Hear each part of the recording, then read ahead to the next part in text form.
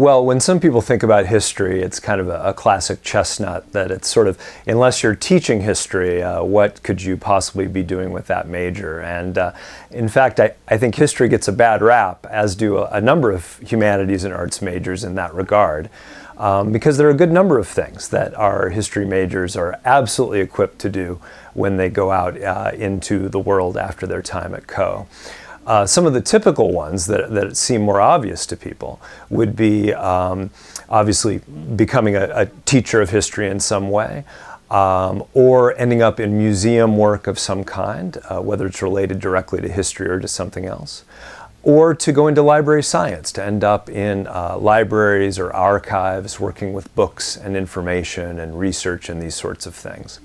In addition, we send a lot of history majors to law school. It's a great preparation for law school. And so these are the classic ones that people think of.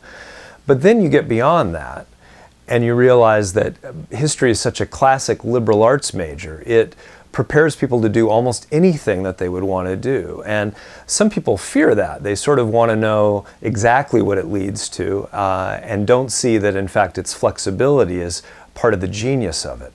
When you learn history at the college level, you're learning about making arguments, you're learning about deconstructing arguments, understanding the presumptions behind arguments and things like this.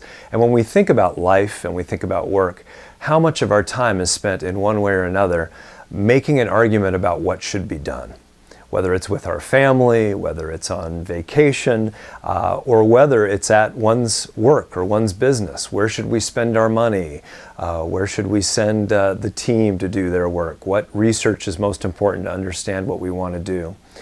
And so for our students, learning how to research, learning how to write, learning how to speak, learning how to make arguments, learning how to present this information in all kinds of ways. It really makes a difference when you get into the world of business, for example. And so there's all kinds of ways in which students don't need to obsess necessarily about making the exact right decision about what they major in college. If you go to a strong college like Co.